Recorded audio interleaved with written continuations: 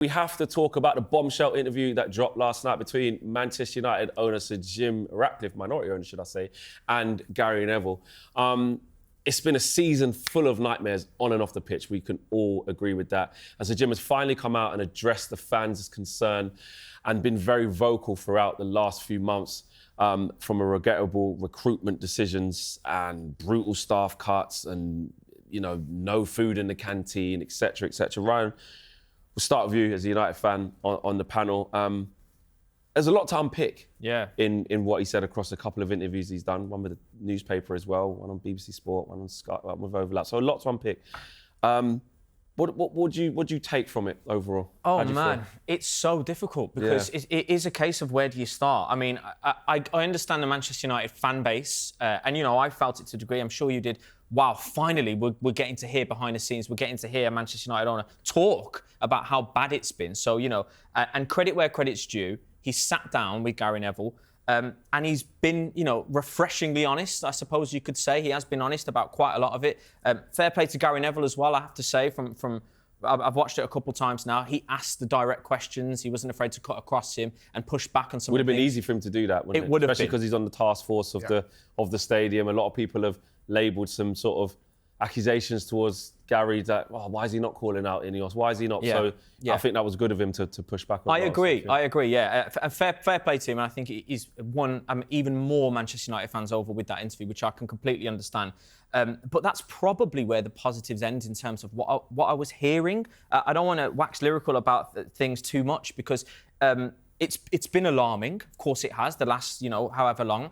And it was alarming, everything he was saying, everything that he said, which it just rang true. I can't believe how bad it is sometimes. I mean, no doubt we're all going to get stuck into it now. But I mean, even just, why don't we have a dinner with Bruno and Harry and they can raise this £40,000 that the former players aren't getting? No one suggested that. Well, hold on a second. That's crazy. It's crazy. And I understand they're going to say, business owners can't be across everything. But when you're getting, he's quick to say, I'm getting bad press. I'm getting bad press. When you're getting bad press like that, to not have your fingers on the pulse with something like that, I thought was alarming. I'm sorry, I did. And I don't think that's an excuse that he's so high up in the hierarchy. And he did contradict himself at one point as well, where he says he defends the Glazers. He outright defends the Glazers. He said, well, with respect, Gary, it's not all the Glazers' fault. They gave the management a lot of rope. That is word for word. Too much rope. Yeah, too much rope.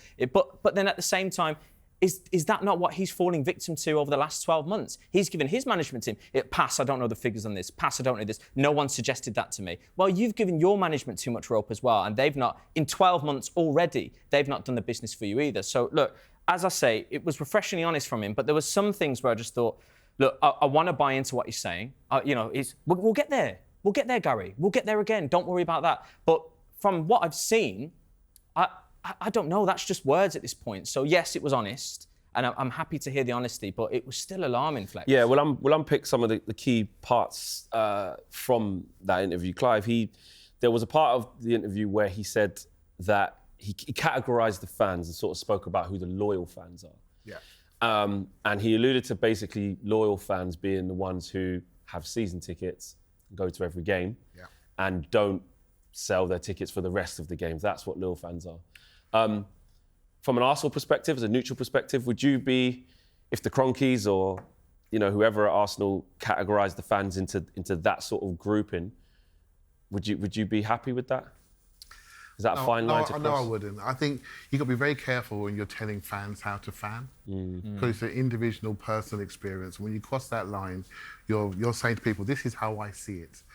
Now that's going to be tough for him. I feel the feedback from that could be a little bit tough. I do think sometimes he's trying to be transparent, and I get it, Manchester United people need that at the moment. I'm not sure it should have been him, if I'm honest with you, doing it, but he's taken it on his chin to do it because the ownership hasn't done it in the past. They've just stayed quiet and watched their profits go up, and watching interest payments go out the door. And if I'm a Man United person, I'm watching the Man City machine grow and new buildings pop up in Manchester, it must be very, very hard. So I don't take the mickey out of you on this one. It must be really hard to accept. But this is a problem when you have no oversight in your club. The club has become bloated, and now he has to think about its cost base and make some painful decisions. No one cares, because they're used to being bloated. They're used to these things happening. They're used to having many marketing people in London offices why is this allowed to happen over the period of time? And so it's now a bloated club and he's got to make some hard decisions and no one's going to like him for him. Whereas the Glazers in Miami enjoying themselves, right? And their money's going up. The next phase of the club has been stamped out this morning and that's going to bring in more revenue. And who's going to benefit from that? Primarily, it's going to be the Glazers again. And who's going to foot the bill for this expansion? The fans will take some of that and it'll be private ownership and banks who provide money. Banks don't give money away to bloated organisations with a cost base running away with itself. So he has to do this and it's going to be really painful and he's going to wear it. But your point about the ex-player thing, discussion about that, I think that's that tells me the process of arriving at these cuts isn't robust enough. You haven't got... Man United, when they turn up at Arsenal, they turn up with a coach for the players, a coach for the physios and a coach for the execs. There's enough of them there, isn't there? And so why are they not? Where are their processes to make sure when we arrive at these decisions that we've done the due diligence to make sure it's not too painful for people or we haven't looked at an alternative? And that's what came out to me. You haven't done your work. And that's a problem. Manchester United people today I think they're going to be angry about that. Yeah, that's what I was going to ask you, Rory. Do you think that Sir Jim Ratcliffe's come out better or worse now he's addressed the Man United fans? I think it's tricky because I think, realistically, it's a PR job, right? The protests at the weekend, you come out, multiple interviews, followed up by the announcement of the stadium, which then sweeps up any of the negative things that came out of the interviews last night. They get whipped up into the stadium thing. 100%. Yeah, exactly. And they probably needed to do that. I think, if you're a United fan now, you're probably looking at it going, do you trust the Glazers and Ineos to pull off what is by far and away the biggest moment in United's recent history? This isn't like pulling off a summer transfer window or even a 2 or 3 year plan with the manager. This is 15, 20 years, the biggest project you will do. Do you trust those people to run this? Now, I don't know the answer to that and I don't need to worry about it as an Arsenal fan, but I'd be concerned because some of those answers from Sir Jim Ratcliffe last night were, a couple of them were like scenes out of The Office in terms of his complete lack of understanding of what's going on. When Gary Neville's suggesting that dinner, and he turned around, I didn't think of that. That was so alarming. And no one told me that. Well, so how many other things have you not thought of with this 15, 20-year plan that no one's told you about? So, I think United fans are right to be angry. I think, no one's really talking about the fact that why have you got to build a new stadium? Why after 20 years of the Glazers have you got into this Well, that's just it as well, Rory. Gary Neville tried to explore that, which is basically, Jim, the Glazers have done this. Yeah. It's that simple. The Glazers have allowed Manchester United to decay like a rotten tooth, right? And that's it. And when he says you're a Shield fan, that's something that we've been saying for a little while. As soon as that strategic alternative was taken up and Sir Jim bought into the club as a minority owner, that was the day when the Glazers said, perfect. Yeah. Because now, Sir Jim, and this is what Gary tried to say to him, you're taking the majority of the flack as a minority owner. Make that make sense. Even when it was Ineos coming in and saying they're in control of all the sporting, the Glazers have literally just gone, we want to hand you that, stay as majority owners, still keep taking money out of the club, still get the rewards for anything good you may do, but the things you do wrong, they're also on you now as well. And all of a sudden they get to hide in the shadows, which is why Manchester United fans are not being kidded. Yeah. They're not being fooled. They're not being tricked into forgetting the real reason why we're in this predicament, like you said, Rory. And also on top of that, they're also not giving Sir Jim a pass in terms of being complicit within the last 12 months. Of course, no one expects Sir Jim Ratcliffe to come in and change this all within a year. No Man United fan expects that. Would be naive to. But when he's holding his hands up to say, Eric Ten Hag, £15 million of wrong decision, 200 million quid spent for his squad. 700 in all, but what they did, wrong. Bringing in Ruben Amorim, this, that and the other, the ticket prices, etc., etc. He's holding his hands up to very costly errors that have contributed on top of the Glazer mess before he's already here.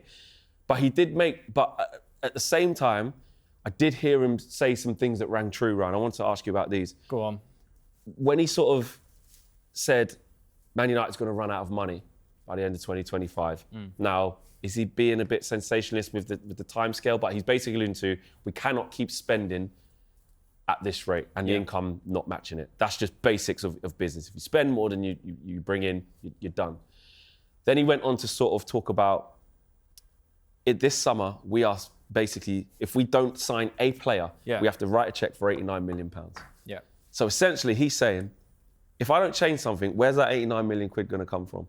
Because banks ain't going to give it to us. You know, investors ain't giving it to us. Glazers ain't, he didn't say it, Glazers ain't going to give it to us. I haven't put a penny into the club. Yeah. Do you know what? I think it's a case, again, I'll play devil's advocate with you. Yeah. No doubt he's in a difficult position and he's picking up the Glazers' mess as well. He's got a lot of difficult decisions to make, a direct ramification of what the Glazers have done. And things like this, like the payment structure, for example, like, you know, these part payments. And yeah, if we don't sign one player, we're paying, 90 odd million, basically. We talked about this off camera. There'll be other clubs that's happening for as well. I think what the damning thing about it is the type of players that we're paying off, which goes back to the mistakes that the Glazers are making. And yeah, Sir Jim is in this position where he's damned if you do, damned if you don't, because we didn't hear from the Glazers at all. And now he's come out and he's, like you say, he's come out and he said, look, hold my hands up, we did this wrong, we did this wrong, we did this wrong. But that doesn't make it okay. It's okay to be honest, and it's great we're hearing from you, but that does not make it okay just because you're owning up to your mistakes in 12 months. It's only been 12 months. And to be fair, you've piled onto the misery at points because of this negligence, which Gary Neville does refer to. And I'm not buying as well. Just going back to it, I've riled myself up, boys. I've riled myself up. It does, it gets your blood pressure going. It does, yeah, because I'm not buying you didn't... If you're telling me you didn't think of a simple solution like Bruno and Harry Maguire going to a dinner and raising some money elsewhere and just being less savage about the whole matter, you don't care about the club.